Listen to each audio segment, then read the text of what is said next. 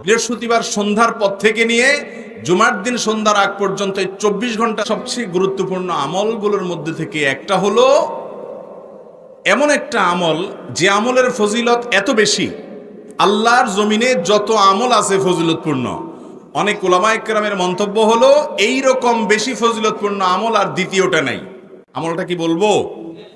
আমলটা হলো জুমার দিন যদি কেউ গোসল করে, গোসল ফরজ হয়, গোসল করে, গোসল করার পর আগে আগে ঘুম থেকে উঠার পর মসজিদে আগে আগে যায়, মসজিদে আগে আগে যায়, পায়ে হেঁটে হেঁটে মসজিদে যায় এবং আগে আগে গিয়ে ইমামের খুব কাছাকাছি গিয়ে বসে খুতবা শ্রবণ করে, কোনো কথাবার্তা বলে না, অনর্থক কাজ করে না। এই কাজগুলো যদি কেউ ঠিকঠাক মতো করে তার প্রতি কদমে 1 বছর, কোন কোন বর্ণনা আরো অনেক বেশি বছরের কথা বলা হয়েছে, ইবাদতের সওয়াব সে পাবে, নামাজ নফল নামাজের সওয়াব পাবে, আবার রোজা রাখারও সওয়াব পাবে। এবার হিসাব করে দেখেন কি পরিমাণ সওয়াব নিজের করে নিতে পারে জুমার দিনের আমলের মাধ্যমে। এই জন্য জুমার দিনে এই সমস্ত আমলের কথা আমরা একে অন্যকে স্মরণ করাবো ইনশাআল্লাহ। জুমা মুবারক বা এই জাতীয় কোনো অভিবাদন জানানোর নির্দেশ কোরআন হাদিস আমাদেরকে দেয় নাই, করতে হবে সেটাই যেটা কোরআন হাদিসে নির্দেশ করেছে। জুমার দিন হলে বা বৃহস্পতিবার দিবাগত রাত হলে দেখা যায় একে অন্যকে কি বলে? জুম্মা মুবারক। ঈদ মুবারক যেরকম বলে সেরকম কি বলে? জুম্মা মুবারক বলে। তো মূলত ঈদ উপলক্ষে, ঈদ উল ফিতর বা ঈদ উল আজহা উপলক্ষে সাহাবীরা একে অন্যকে শুভেচ্ছা জানাতেন এবং একে অন্যকে ঈদ উল আজহা ঈদ উল ফিতর উপলক্ষে দোয়া করতেন, তাকাব্বালাল্লাহু মিন্না ওয়া মিনকুম। তাকাব্বালাল্লাহু মিন্না মানে রমজানে যত ইবাদত করলাম ঈদ উপলক্ষে আল্লাহ আমাদের সেগুলো যেন কবুল করেন, আর কোরবানির ঈদে আগে জিলহজের প্রথম 10 দিন ইবাদত বন্দেগী যা করতে পারলাম সেগুলো যেন আল্লাহ আমাদের কবুল করেন। ঈদটা হলো মূলত ইবাদতের কারণে, রমজানের সারা মাস ইবাদত করেছেন সেজন্য একটু আনন্দের সুযোগ ঈদ উল ফিতর। জিলহজের প্রথম 10 দিন ইবাদতের মৌসুম, ইবাদত করেছেন, এই জন্য তার নগদ পুরস্কার ঈদ উল আজহা। তো আগের দিনগুলোর ইবাদত যেন কবুল হয় সেজন্য দোয়া করতেন সাহাবীরা, এটা ছিল সুন্নাত। বাকি ঈদ মুবারক মানে তোমার ঈদ বরকতময় হোক, এটাও একটা দোয়া, এটাও একটা শুভেচ্ছা। জুমার দিন উপলক্ষে কোনো শুভেচ্ছা বিনিময় করার কথা সাহাবায়ে কেরাম থেকে বর্ণিত নাই। ইসলামের কাজ হিসাবে, ধর্মের কাজ হিসাবে যদি কেউ কোনো ফরম্যাট, কোনো ইবাদত, কোনো ভালো কাজের সিস্টেম চালু করে অথচ সেই ব্যাপারে কোরআন হাদিসে কোনো প্রুফ না থাকে, একটা হলো যে ওয়াসিলা বা মাধ্যম, মৌলিকভাবে ধর্মীয় কাজ না, যেমন এই যে মাইকের ব্যবহার, এটা মাধ্যম আওয়াজটাকে পৌঁছানোর জন্য, এই মাইক ব্যবহার করা আলাদা কোনো ইবাদত না। আরেকটা হলো মূলগতভাবে ইবাদত, যেটা মূলগতভাবে ইবাদত মাকাসেদ যেটাকে বলা হয়, সেখানে নতুন কিছু সংযোজন করা যাবে না, সেখানে সেটাই গ্রহণ করতে হবে যেটা কোরআন এবং হাদিস থেকে বর্ণিত হয়ে এসেছে। অতএব জুমা মুবারক এরকম বলা বা জুমার দিন উপলক্ষে কোনো অভিবাদন আদান প্রদান করার কোনো শিক্ষা, কোনো নির্দেশ কোরআন হাদিস থেকে আমরা পাই না। যার কারণে এই দিনকে কেন্দ্র করে কোনো শুভেচ্ছা বিনিময় করাকে কেউ সুন্নাহ মনে করলে, জুমার দিনের আমল মনে করলে সেটা ভুল হবে, সেটা পরিত্যাজ্য হবে, সেটা বেদাতে পরিগণিত হতে পারে। আর জুমার দিনের যে সুন্নাহগুলো আছে সেগুলো স্মরণ করিয়ে যাওয়া যেতে পারে, যে আজকে জুমার দিন, দুরুদ পড়ার দিন। সপ্তাহের মধ্যে দুরুদ পড়ার জন্য সবচেয়ে শ্রেষ্ঠ দিন কোনটা? জুমার দিন। নবী করিম সাল্লাল্লাহু আলাইহি সাল্লাম বলেছেন, আউকসিরু আলাইয়া মিনাস সালাতি মিন ইয়াউমিল জুমআতি ওয়া লাইলাতিল জুমআহ, বাইহাকির হাদিস। তোমরা জুমার রাতে এবং জুমার দিনে আমার প্রতি বেশি বেশি দুরুদ প্রেরণ করবা। দুরুদ পাঠের শ্রেষ্ঠ সিজন মৌসুম হলো জুমার দিন। জুমার দিনের দুরুদটা হলো সবচেয়ে শ্রেষ্ঠ দুরুদ। আর এই জন্য বৃহস্পতিবার সন্ধ্যার পর থেকে নিয়ে জুমার দিন সন্ধ্যার আগ পর্যন্ত 24 ঘন্টা দুরুদ পাঠের সময়, এই টাইমটাতে অন্যকে স্মরণ করায় দেন, নিজে দুরুদ পাঠ করেন, এটা হলো কাজের কাজ। হাদিসে যেটা করতে বলা হয়েছে সেটা করেন, সেটার খোঁজ খবর নাই। জুম্মা মুবারক, অনেক ভালো মানুষও জুম্মা মুবারক আদান প্রদান করেন, বলেন, সেটা আরেক জিনিস। কিন্তু আমার একটা বাস্তব অভিজ্ঞতা হলো, ফেসবুকে দেখবেন যে বৃহস্পতিবার থেকে জুম্মা মুবারক লেখে, এই লেখকদের অনেককে আমি দেখেছি যারা ভালো করে নামাজও পড়ে না, শুধু জুম্মা মুবারক লেখে। দেখছেননি আপনারা? নামাজও পড়ে না কিন্তু কি লেখে? জুম্মা মুবারক লেখে। যাক, তাও ভালো, জুম্মা মুবারক লিখছে, অন্য কোনো আজে বাজে কোনো খারাপ কথা, গুনাহের কথা লেখে নাই। এটা হলো মনের সান্ত্বনা, কিন্তু জুমা মুবারক নয়। আমরা জুমা উপলক্ষে জুমার সুন্নতগুলো স্মরণ করিয়ে দিব, যে এরা দিন সূরা কাহাফ তেলাওয়াত করো, এবং দুরূদ পাঠ করো, এ আমল করো, এ আমল করো, গোসল করো, আগে আগে মসজিদে যাও, খুতবা শোনো এবং অন্যান্য কাজ করো। সেগুলো হলো আমাদের সবচেয়ে গুরুত্বপূর্ণ কাজ। আল্লাহ তাআলা আমাদেরকে আমল করার তৌফিক দান করুন। কোরআন এবং হাদিস থেকে ঘেঁটে আমরা 14টা আমলের কথা একটা লম্বা বড় ভিডিওতে বলেছি। আজকে সেখান থেকে আমি সংক্ষেপ করে এই 14টার মধ্যে আবার অতি গুরুত্বপূর্ণ 5টা আমলের কথা বলবো ইনশাআল্লাহ। নাম্বার 1, সবচেয়ে বেশি যেটা করতে হবে পরিমাণে, জুমার দিন, জুমার রাত, বৃহস্পতিবার সন্ধ্যা থেকে নিয়ে শুক্রবার সন্ধ্যার আগ পর্যন্ত পরিমাণে সবচাইতে বেশি করতে হবে যে আমলটা, সেটা হলো দুরূদ শরীফের আমল। নবী করিম সাল্লাল্লাহু আলাইহি ওয়াসাল্লাম বলেছেন, আকসিরু আলাইয়া মিনাস সালাতি মিন ইয়াউমিল জুমআতি ওয়া লাইলাতিল জুমআহ, তোমরা জুমার দিন এবং জুমার রাতে আমার প্রতি বেশি বেশি দুরূদ পাঠ করবে, দুরূদ প্রেরণ করবে।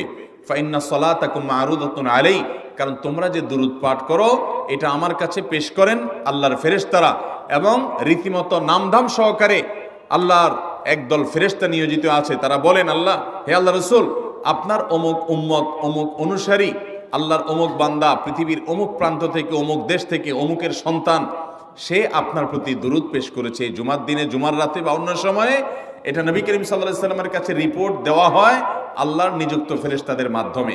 এই জন্য শুক্রবার এবং শুক্রবার দিন এবং রাত, অর্থাৎ বৃহস্পতিবার সন্ধ্যা থেকে নিয়ে শুক্রবার সন্ধ্যা পর্যন্ত এই 24 ঘন্টার মধ্যে নবী করিম সাল্লাল্লাহু আলাইহি ওয়াসাল্লামের ভাষ্য খেয়াল করেন, আকসিরু আলাই।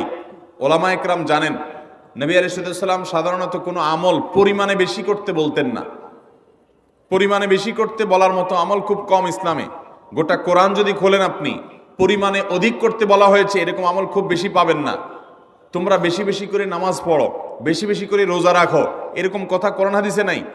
অবশ্যই একজন ইমানদার 5 ওয়াক্ত ফরজ নামাজের পাশাপাশি অধিক পরিমাণে নফল নামাজও পড়বেন, সেটা ভিন্ন কথা। কিন্তু কোরআনে বেশি পরিমাণে আল্লাহর জিকির করার কথা বলা হয়েছে। আর নবী করিম সাল্লাল্লাহু আলাইহি ওয়াসাল্লাম বৃহস্পতিবার সন্ধ্যা শুরু হলে শুক্রবার সন্ধ্যার আগ পর্যন্ত বেশি পরিমাণে করতে বলেছেন যে কাজটা, সেটা হলো দুরূদ শরীফের আমল। দুরূদের এই আমলটা, এটা করার জন্য আল্লাহ তাআলা এমন সহজ করে দিয়েছেন যে ওযুর প্রয়োজন নাই। আপনার ওযু নাই, তারপর আপনি দুরূদ পাঠ করতে পারবেন। এবং আপনি এই বড় দুরূদ পড়ার মতো সময় নাই, তো আপনি একেবারে সবচেয়ে সংক্ষিপ্ত দুরূদ পড়েন সাল্লাল্লাহু আলাইহি ওয়াসাল্লাম, তাতেও দুরূদ পাঠের সওয়াব পাবেন। আমলটা করব তো ইনশাআল্লাহ। নাম্বার 1। নাম্বার 2, জুমার দিন উপলক্ষে অন্য যে কোনো দিনের চাইতে জুমার দিন অর্থাৎ শুক্রবারের ফজর নামাজ পুরুষরা মসজিদে জামাতের সাথে পড়বেন, জামাতের সাথে পড়ার নিয়ত করবেন পাক্কা। কারণ অন্য যে কোনো দিনের ফজর নামাজ না, শুধুমাত্র যত নামাজ আছে, নবী করিম সাল্লাল্লাহু আলাইহি ওয়াসাল্লাম বলেছেন, আফদালুস সালাওয়াতে ইনদাল্লাহ, আল্লাহর কাছে দুনিয়ার সব নামাজের মধ্যে 5 ওয়াক্ত সাধারণ নামাজগুলোর মধ্যে সবচেয়ে উত্তম নামাজ হলো সলাতুল ফজরে মাআল জামাআতে ইয়াউমাল জুমআহ, জুমার দিন ফজরের নামাজ জামাতের সাথে আদায় করা হলো যত নামাজ আছে এর মধ্যে সবচেয়ে শ্রেষ্ঠ নামাজ। ভাইরা আমার, প্রত্যেক বৃহস্পতিবার আসলে সন্ধ্যার সময় প্রতিজ্ঞা করব, সপ্তাহের অন্য দিন যদি আমার ত্রুটি বিচ্যুতি হয়ও আমি সেটাকে কারেকশন করার চেষ্টা করব, কিন্তু শুক্রবার ফজরটা পুরুষ হিসাবে আমি জামাতের সাথে পড়বই পড়বো। তার জন্য রাতে আগে আগে শোবো, ডাবল ট্রিপল অ্যালার্ম দিয়ে শোবো, অন্য নামাজি বন্ধুকে বলবো ফোন দিয়ে ডেকে দিবি, একে অন্যের সহযোগিতা করব, কিন্তু ফজরের নামাজ জুমার দিন ছাড়বো না ইনশাআল্লাহ। 3 নম্বর আমল হলো সূরা কাহাফ পড়বো। যারা কোরআন পড়তে পারেন না তারা শুনবেন, আর যারা পড়তে পারেন তারা নিজে পড়বেন। সূরা কাহাফ যদি জুমার দিন কেউ পড়ে, নবী করিম সাল্লাল্লাহু আলাইহি ওয়াসাল্লাম বলেছেন এই সূরাটা তার জন্য নূর হবে, নূর, আলো আল্লাহর তরফ থেকে। কিয়ামতের ময়দানে ভয়াবহ গুটগুটে অন্ধকার হবে। কিয়ামতের একটা ভয়াবহ শাস্তি হলো অন্ধকারের শাস্তি। ভাইরা আমার, অন্ধকারের শাস্তি মানে এমন ভয়াবহ অন্ধকার হবে যে দুনিয়ার অন্ধকারের সাথে কোনো তুলনাযোগ্য নয়। সেই ভয়াবহ অন্ধকারে কিছু আমল আছে যে আমলগুলো মানুষের ওই অন্ধকারের মধ্যে আলোর কাজ দিবে। এর মধ্যে একটা হলো এই সূরা কাহাফ। অন্য অনেক ওলামা ইকরাম বলেছেন এর ব্যাখ্যা হলো সূরা কাহফ যদি কেউ এক বৃহস্পতিবারে পড়ে, পরের বৃহস্পতিবার পর্যন্ত, এক শুক্রবারে যদি পড়ে, পরের শুক্রবার আগ পর্যন্ত পুরো সপ্তাহব্যাপী তার ভিতরে নূর, ঈমানের নূর, তাকওয়ার নূর, ইলমের নূর, আমলের নূর, ভালো মানুষ হওয়ার নূর তার ভিতরে আল্লাহ তাআলা সৃষ্টি করে দিবেন। তো নবী সাল্লাল্লাহু আলাইহি সাল্লাম বলেছেন সূরা কাহফের প্রথম 10 আয়াত যদি কেউ মুখস্থ করে তো এই ব্যক্তিকে আল্লাহ রাব্বুল আলামিন, এবং যদি তেলাওয়াত করে এই ব্যক্তিকে আমলের মাধ্যমে দাজ্জালের ফিতনা থেকে আল্লাহ বাঁচিয়ে রাখবেন। অতএব জুমার দিন প্রত্যেক শুক্রবারে সূরা কাহফ পড়বো তো ইনশাআল্লাহ।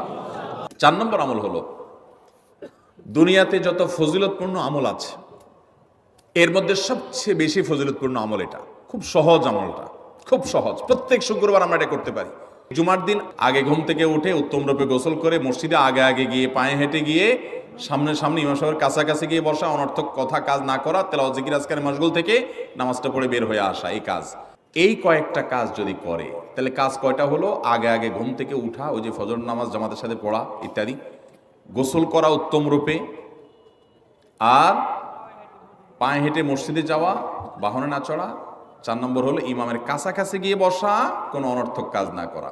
এই 4টা কাজ যদি কেউ জুমার দিনে করে, নবী করিম সাল্লাল্লাহু আলাইহি সাল্লাম বলেছেন ওই ব্যক্তি বাসা থেকে মসজিদ পর্যন্ত যে আসলো, যতগুলো পা ফেলবে, যতগুলো স্টেপ ফেলবে, যতগুলো কদম দিবে, প্রতিটা কদমের বিনিময়ে আল্লাহ রাব্বুল আলামিন তার অ্যাকাউন্টে, তার আমল নামাতে 1 বছর রাত জেগে, সারা রাত জেগে তাহাজ্জুদ নামাজ পড়লে এবং 1 বছর সারা দিন, প্রত্যেকটা দিন পুরো বছর জুড়ে নফল রোজা রাখলে যে পরিমাণ সওয়াব পাইতো, 1 বছর নফল রোজা, 1 বছর রাত ভর জেগে তাহাজ্জুদের নামাজ পড়ার সওয়াব মাত্র একটা কদম ফেলার বিনিময়ে দিবেন।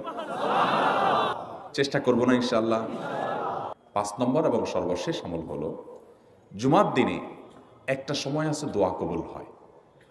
দোয়া কবুলের যে সময়গুলো আছে এর ভিতরে অত্যন্ত ইম্পর্টেন্ট একটা সময় হলো জুমার দিন। শুক্রবারের একটা সময় সম্পর্কে নবী সাল্লাল্লাহু আলাইহি ওয়াসাল্লাম বলেছেন যে একটা সময় আছে শুক্রবারের, এই সময়ে বান্দা কোনো দোয়া করলে আল্লাহ তাআলা ফিরিয়ে দেন না, কবুল করেন। কিন্তু সময়টা যে ঠিক কখন, এটা হাদিসে নবী সাল্লাল্লাহু আলাইহি ওয়াসাল্লাম বলেন না, যাতে করে হয়তো আমরা সারা দিনেরই কম বেশি দোয়ার চেষ্টা করি।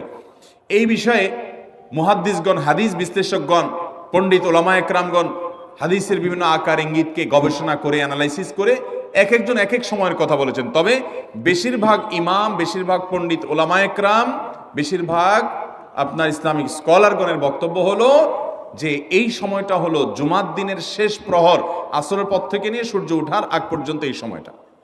আমাদের আল্লাহর দিকে মনোনিবেশ করতে হবে দোয়ার জন্য বেশি বেশি। তাহলে শুক্রবারে 5 নম্বর আমল হলো বেশি বেশি কি করবো ইনশাআল্লাহ? দোয়া। বেশি বেশি দোয়া করবেন, উঠতে বসতে চলতে ফিরতে। বিশেষভাবে সূর্য ডুবার আগের যে সময়টা শুক্রবার, অর্থাৎ দিনের শেষ সময়টা, বিশেষভাবে আল্লাহ তাআলার কাছে দোয়া করব। ঠিক আছে তো ইনশাআল্লাহ? কয়টা আমল বললাম?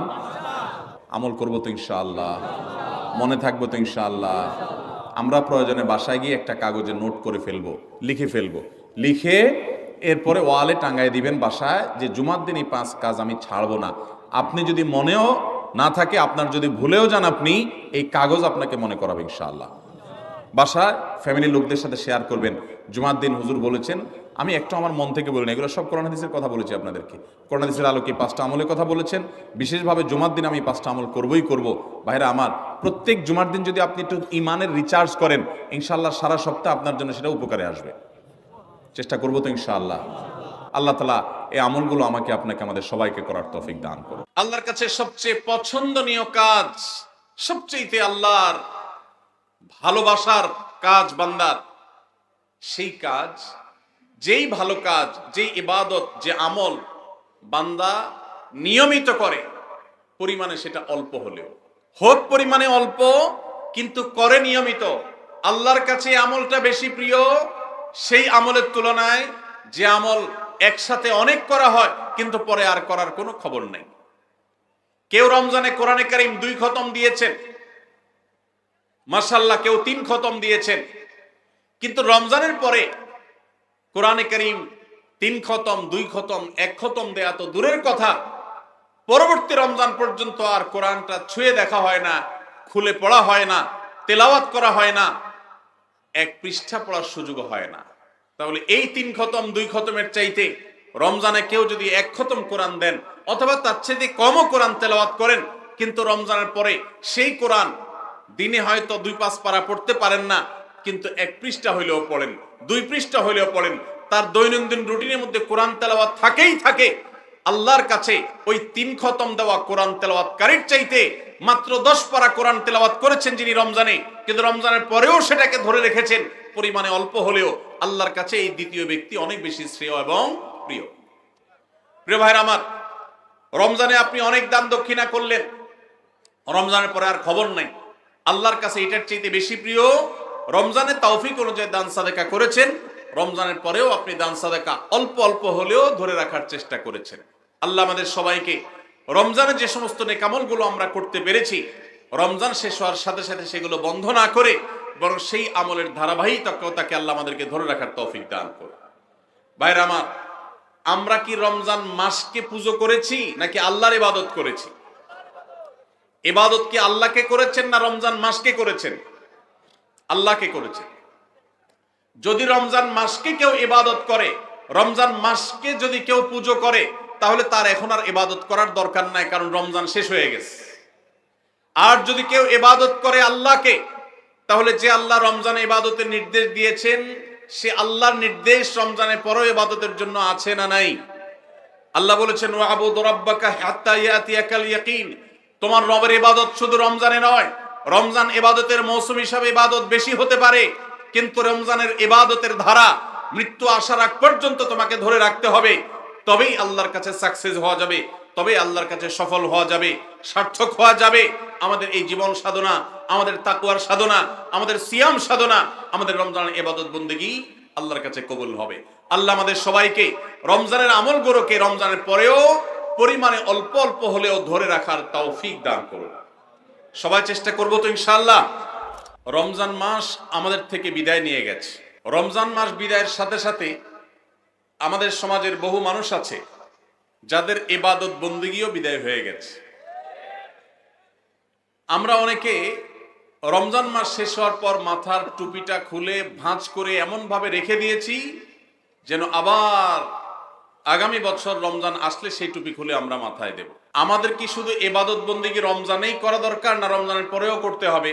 কতদিন পর্যন্ত আমাদের ইবাদত বন্দেগী নেকামল চলা উচিত, এ সম্পর্কে কোরআনে কারিমে আল্লাহ রাব্বুল আলামিন বলেন ওয়াবুদু রাব্বাকা হাত্তা ইয়াতিয়াকাল ইয়াকিন। তুমি তোমার রবের ইবাদত করতে থাকো। কতদিন? ঈদুল ফিতরের চাঁদ দেখার আগ পর্যন্ত। কি বলেন? ঈদুল ফিতরের চাঁদ ওঠার আগ পর্যন্ত ইবাদত করো, এরকম কিছু?